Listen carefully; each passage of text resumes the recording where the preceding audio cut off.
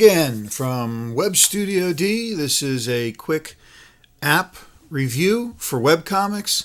This is called Flame Painter, available through the App Store, $14.99. A cool app to use for backgrounds and transitional panels. Let's take a look. Interface is very simple. It provides you with 5 brushes. This one is blue noise. This is great for that intergalactic kind of weaving of a mess. You also have their flame. This is their default flame brush. You can also use the follow rainbow and the ribbon green, which I love. This to me is smoke. I love that. And also their soft lines. This is kind of that sci-fi futuristic kind of stuff that you want. So as you can see, they give you 5 really cool brushes to start with. You can also do everything in gradients. And we'll go back and take a look. See, we can put all those wonderful colors in. But if you go over to the left-hand side, you'll see 2 panels. The upper panel is for the color gradient. The bottom panel is for your background. We can also go just with a color itself so that you can be monochromatic from white to black in one color. It also allows you to darken. And the darken kind of works like a dodge. It starts taking some of the color out in the pattern of your brush.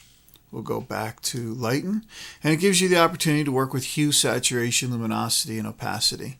So that's kind of cool. It gives you a lot of options with your brushes.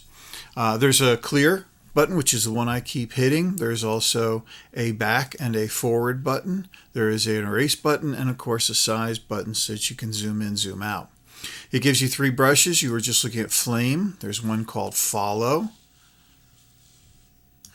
And there is one called ribbon. And each one gives you a different density. It also gives you a different pattern to follow. I'm going to go back to the flame one. And now it gives you a lot of other features as well, such as size. This is the largest size available, which is 300. And you can also go down to really small. And that's kind of fun. You can do all kinds of little intricate pieces. Now, some people are very talented and they can use this and they can actually draw things with it. That's something to definitely work on. You have a width, which gives you how wide your line pattern is going to be. There it is at number 10, and how smooth it is at number 1. It gives you step. It gives you also, I'm going to go back up a little bit with my width here, and it also gives you the ability to make it a hard pattern or a softer pattern. Oh, it goes so slow, but it's cool. Also in here is speed. Now, I cannot spend all day waiting for these things. I am an impatient boy. I am bad. So I have a tendency like to speed this thing up to try to give it a little bit more of a flow. You can see also if you go faster, the pattern is a little wider. Then we have center, and on centering, this is at full. You can see, let me make this wider so we can take a real good look at it. When it's on centered, it is where the light is going to be the most brightest. And in the first case, which was at full, you notice that it was a really hard edge, and on this one it's very spread out. Focus, which is kind of cool. This is at full, and focus at minimum. You can see that it's a tighter pattern. Chaos, which is one of my favorites. This is almost no chaos. This is at full. I love that. This is at full chaos. This is that sparkler effect that you can put in. And noise is very similar. This is noise at 0. And now here is noise at full. You can see with noise at full that the lines are broader. The fractal lines are very broad in that case. You can also add in detail. This is at 4. You look at the amount of density there, and then detail at 1, and it's a little smoother. And probably my favorite part here, which I think is really cool, and that is the fade. You can start out, and when you let go of your mouse, but you keep your mouse moving, it will fade in that direction until it goes to 0, and you have setting of 1 to 10 seconds in that.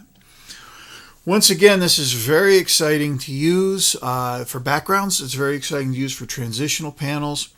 You can go ahead and save this very easily. It gives you several options as far as files go: PNG, TGA, TIFF, BMP, and JPEG. I'm going to go with JPEG. And I'm going to save it to my desktop because I lose everything on my desktop, everything unless it goes on my desktop. And then you can very simply come into Photoshop, open it up, as long as Photoshop is running as fast as possible. It's a very slow day for me today. Here we go, desktop, and here we go. And in opening it, you can go ahead now and start playing around with it. You can go ahead and use filters on it, which will give it all kinds of different looks, very graphic looks. That's a very graphic look, which is good for webcomics. You can do it with brush strokes. You can play around with distortions until you get that look that you're looking for your webcomic. I have one here that I saved that I want to see if I can open real fast. This is it. This is my galaxy. And I can go ahead now and play around in my galaxy and add in some stars. Let's make the stars real little though to begin with. Distant stars. And make some bigger ones that are closer to us. And I can also add other brushes on top of it and make this as beautiful as I want. And again, if I want to go into filters and make it look different, I can. But this gives me so much to work with backgrounds that I don't have to paint and paint and paint and paint and paint. It is a very quick tool. It's not something that you're going to work on and say, well, I can dab here and there. Unless you're that kind of patient person, you want to go slow. So once again, this is Flame Painter. It is an app from the App Store, $14.99. Really super cool and neat to be used for backgrounds and transitional panels for your webcomics. This is Peter once again for Web Studio D, signing off. See you soon.